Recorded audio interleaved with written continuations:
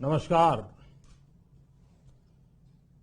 मेरे प्यारे देशवासियों, आज मैं अपनी बात की शुरुआत एक वेद वाक्य के साथ करना चाहता हूं।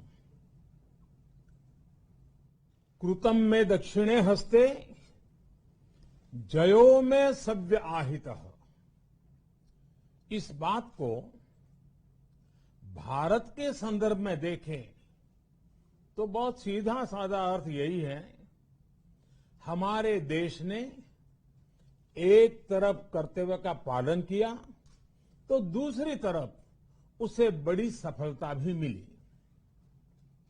कल 21 अक्टूबर को भारत ने 1 बिलियन 100 करोड़ वैक्सीन डोज का कठिन लेकिन असाधारण लक्ष्य प्राप्त किया है। इस उपलब्धि के पीछे 130 करोड़ देशवासियों की कर्तव्य शक्ति लगी है। इसलिए ये सफलता भारत की सफलता है, हर देशवासी की सफलता है। मैं इसके लिए सभी देशवासियों को हृदय से बधाई देता हूं। साथियों, 100 करोड़ वैक्सीन डोज ये केवल एक आंकड़ा नहीं है, ये देश के सामर्थ्य का प्रतिबिंब है। इतिहास के नए अध्याय की रचना है। ये उस नए भारत की तस्वीर है जो कठिन लक्ष्य निर्धारित कर उन्हें हासिल करना जानता है। ये उस नए भारत की तस्वीर है जो अपने संकल्पों की सिद्धि के लिए परिश्रम की पराकाष्ठा करता है। साथियों, आज कई लोग भारत के वैक्सीनेशन प्रोग्राम की तुलना दुनिया के दूसरे देशों से कर रहे हैं। भारत ने जिस तेजी से 100 करोड़ का 1 बिलियन का आंकड़ा पार किया है, उसकी सराहना भी हो रही है। लेकिन इस विश्लेषण में एक बात अक्सर छूट जाती है कि हमने ये शुरुआत कहां से की है। दुनिया के दूसरे बड़े देशों के लिए वैक्सीन पर रिसर्च करना, वैक्सीन खोजना, इसमें दशकों से उनकी महारत है, एक्सपर्टाइज थी। भारत अधिकतर इन देशों की बनाई वैक्सीनेशन पर ही निर्भर रहता था। हम बाहर से मंगवाते थे। इसी वजह से जब 100 साल की सबसे बड़ी महामारी आई तो भारत पर सवाल उठने लगे, क्या भारत इस वैश्विक महामारी से लड़ पाएगा? भारत दूसरे देशों से इतनी वैक्सीन खरीदने का पैसा कहां से लाएगा? भारत को वैक्सीन कब मिलेगी? भारत के लोगों को वैक्सीन मिलेगी भी या नहीं? क्या भारत इतने लोगों को टीका लगा पाएगा कि महामारी को फैलने से रोक सके? भांति भांति के सवाल थे। लेकिन आज ये 100 करोड़ वैक्सीन डोज हर सवाल का जवाब दे रहा है। भारत ने अपने नागरिकों को 100 करोड़ वैक्सीन डोज लगाई है और वो भी मुफ्त, बिना पैसा लिए। साथियों, 100 करोड़ वैक्सीन डोज का एक प्रभाव ये भी होगा कि दुनिया अब भारत को कोरोना से ज्यादा सुरक्षित मानेगी। एक फार्मा हब के रूप में भारत को दुनिया में जो स्वीकृति मिली हुई है, उसे और मजबूती मिलेगी। पूरा विश्व आज भारत की इस ताकत को देख रहा है, महसूस कर रहा है। साथियों, भारत का वैक्सीनेशन अभियान सबका साथ, सबका विकास, सबका विश्वास और सबका प्रयास का सबसे जीवंत उदाहरण है। कोरोना महामारी की शुरुआत में ये भी आशंकाएं व्यक्त की जा रही थी कि भारत जैसे लोकतंत्र में इस महामारी से लड़ना बहुत मुश्किल होगा। भारत के लिए, भारत के लोगों के लिए ये भी कहा जा रहा था कि इतना संयम, इतना अनुशासन यहां कैसे चलेगा। लेकिन हमारे लिए लोकतंत्र का मतलब है सबका साथ। सबको साथ लेकर देश ने सबको वैक्सीन, मुफ्त वैक्सीन का अभियान शुरू किया। गरीब, अमीर, गांव, शहर, दूर सुदूर, देश का एक ही मंत्र रहा कि अगर बीमारी भेदभाव नहीं करती तो वैक्सीन में भी भेदभाव नहीं हो सकता। इसलिए यह सुनिश्चित किया गया कि वैक्सीनेशन अभियान पर वीआईपी कल्चर हावी न हो। कोई कितने ही बड़े पद पर क्यों न रहा हो, कितना ही धनी क्यों न रहा हो, उसे वैक्सीन सामान्य नागरिकों की तरह ही मिलेगी। साथियों, हमारे देश के लिए ये भी कहा जा रहा था कि यहां ज्यादातर लोग टीका लगवाने के लिए आएंगे ही नहीं। दुनिया के कई बड़े विकसित देशों में आज भी वैक्सीन हेजिटेंसी एक बड़ी चुनौती बन गई है। लेकिन भारत के लोगों ने 100 करोड़ वैक्सीन डोज लेकर ऐसे लोगों को निरुत्तर कर दिया है। साथियों, किसी अभियान में जब सबका प्रयास जुड़ जाता है तो परिणाम अद्भुत ही होते हैं। हमने महामारी के खिलाफ देश की लड़ाई में जन भागीदारी को अपनी पहली ताकत बनाया। फर्स्ट लाइन ऑफ डिफेंस बनाया। देश ने अपनी एकजुटता को ऊर्जा देने के लिए ताली, थाली बजाई, दिए जलाए। तब कुछ लोगों ने कहा था कि क्या इससे बीमारी भाग जाएगी?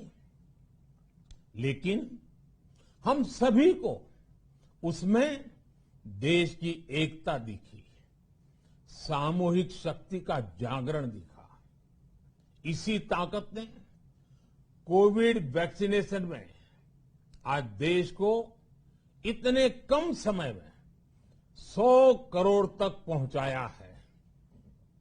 कितनी ही बार हमारे देश ने एक दिन में 1 करोड़ टीकाकरण का आंकड़ा पार किया है। ये बहुत बड़ा सामर्थ्य है, प्रबंध कौशल है, टेक्नोलॉजी का बेहतरीन इस्तेमाल है, जो आज बड़े बड़े देशों के पास भी नहीं है। साथियों, भारत का पूरा वैक्सीनेशन प्रोग्राम विज्ञान की कोख में जन्मा है, वैज्ञानिक आधारों पर पनपा है और वैज्ञानिक तरीकों से चारों दिशाओं में पहुंचा है। हम सभी के लिए गर्व करने की बात है कि भारत का पूरा vaccination programme science born, science driven और साइंस बेस्ड रहा है। वैक्सीन बनने से पहले और वैक्सीन लगने तक इस पूरे अभियान में हर जगह साइंस और साइंटिफिक अप्रोच शामिल रही है। हमारे सामने चुनौती मैन्युफैक्चरिंग को लेकर भी थी, प्रोडक्शन को स्केल अप करने की भी थी। इतना बड़ा देश, इतनी बड़ी आबादी, उसके बाद अलग अलग राज्यों में, दूर दराज इलाकों में समय से वैक्सीन पहुंचाना, ये भी किसी भागीरथ कार्य से कम नहीं था। लेकिन वैज्ञानिक तौर तरीकों और नए नए इनोवेशन से देश ने इस चुनौतियों के समाधान तलाशे असाधारण स्पीड से संसाधनों को बढ़ाया गया। किस राज्य को कितनी वैक्सीन कब मिलनी चाहिए, किस इलाके में कितनी वैक्सीन पहुंचनी चाहिए, इसके लिए भी वैज्ञानिक फॉर्मूले के तहत काम हुआ। हमारे देश ने कोविन प्लेटफॉर्म की जो व्यवस्था बनाई है, वो भी विश्व में आकर्षण का केंद्र है। भारत में बने कोविन प्लेटफॉर्म ने न केवल आम लोगों को सहूलियत दी, बल्कि हमारे मेडिकल स्टाफ के काम को भी आसान बनाया। साथियों, आज चारों तरफ एक विश्वास है, उत्साह है, उमंग है। समाज से लेकर इकोनॉमी, हम हर तबके पर देखें, ऑप्टिमिज्म, ऑप्टिमिज्म, ऑप्टिमिज्म ही नजर आता है। एक्सपर्ट्स और देश विदेश की अनेक एजेंसीज भारत की अर्थव्यवस्था को लेकर बहुत सकारात्मक है। आज भारतीय कंपनियों में न सिर्फ रिकॉर्ड इन्वेस्टमेंट आ रहा है, बल्कि युवाओं के लिए रोजगार के नए अवसर भी बन रहे हैं। स्टार्टअप्स में रिकॉर्ड इन्वेस्टमेंट के साथ ही रिकॉर्ड स्टार्टअप्स यूनिकॉर्न बन रहे हैं। हाउसिंग सेक्टर में भी नई ऊर्जा दिख रही है। पिछले महीनों में किए गए कई सारे रिफॉर्म्स, कई सारे इनिशिएटिव, गति शक्ति से लेकर नई ड्रोन पॉलिसी तक भारत की अर्थव्यवस्था को और तेजी से आगे बढ़ाने में बड़ी भूमिका निभाएंगे। कोरोना काल में कृषि क्षेत्र ने हमारी अर्थव्यवस्था को मजबूती से संभाले रखा। आज रिकॉर्ड लेवल पर अनाज की सरकारी खरीद हो रही है। किसानों के बैंक खातों में सीधे पैसे जा रहे हैं। वैक्सीन के बढ़ते हुए कवरेज के साथ साथ आर्थिक सामाजिक गतिविधियां हो, खेल जगत हो, टूरिज्म हो, एंटरटेनमेंट हो, सब तरफ सकारात्मक गतिविधियां तेज हो रही हैं।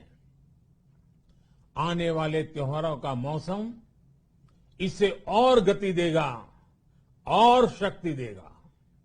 साथियों, एक जमाना था जब मेड इन ये कंट्री, मेड इन वो कंट्री, इसी का बोलबाला था।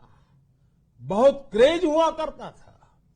लेकिन आज हर देशवासी ये साक्षात अनुभव कर रहा है कि मेड इन इंडिया की ताकत बहुत बड़ी होती है।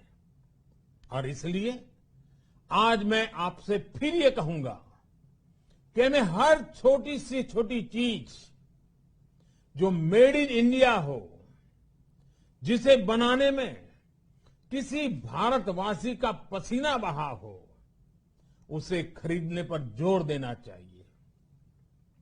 और ये सबके प्रयास से ही संभव होगा।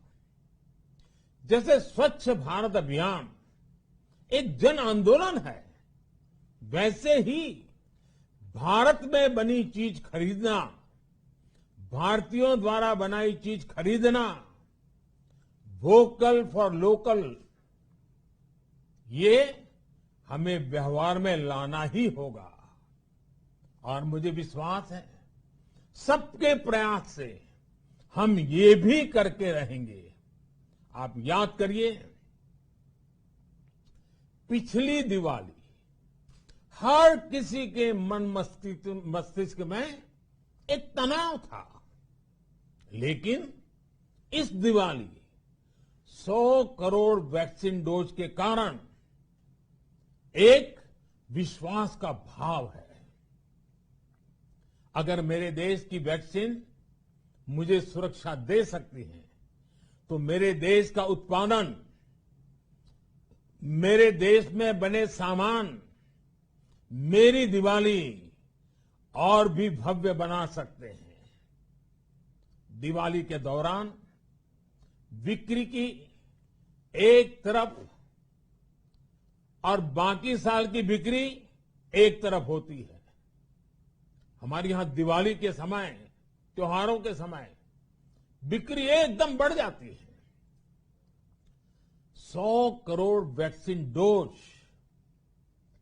हमारे छोटे छोटे दुकानदारों, हमारे छोटे छोटे उद्यमियों, हमारे रेहड़ी पटरी वाले भाइयों बहनों, सभी के लिए आशा की किरण बनकर आई है। साथियों, आज हमारे सामने अमृत महोत्सव के संकल्प है, तो ऐसे में हमारी ये सफलता हमें एक नया आत्मविश्वास दिलाती है। हम आज कह सकते हैं कि देश बड़े लक्ष्य तय करना और उसे हासिल करना बखूबी जानता है, लेकिन इसके लिए हमें सतत सावधान रहने की जरूरत है। हमें लापरवाह नहीं होना है। कवच कितना ही उत्तम हो, कवच कितना ही आधुनिक हो, कवच से सुरक्षा की पूरी गारंटी हो, तो भी जब तक युद्ध चल रहा है, हथियार नहीं डाले जाते। मेरा आग्रह है कि हमें अपने त्योहारों को पूरी सतर्कता के साथ ही मनाना है। और जहां तक मास्क का सवाल है, कभी कभी जरा, लेकिन अब तो डिजाइन की दुनिया भी मास्क में प्रवेश चुकी है। मेरा इतना ही कहना है, जैसे हमें जूते पहन करके ही बाहर जाने की आदत लग गई है ना, बस वैसे ही मास्क को भी एक सहज स्वभाव बनाना ही होगा। जिनको अभी तक वैक्सीन नहीं लगी है, वो इसे सर्वोच्च प्राथमिकता दें। जिन्हें वैक्सीन लग गई है, वो दूसरों को प्रेरित करें। मुझे पूरा भरोसा है कि हम सब मिलकर प्रयास करेंगे तो कोरोना को और जल्द हरा पाएंगे। आप सभी को आने वाले त्योहारों की एक बार फिर बहुत बहुत शुभकामनाएं, बहुत बहुत धन्यवाद।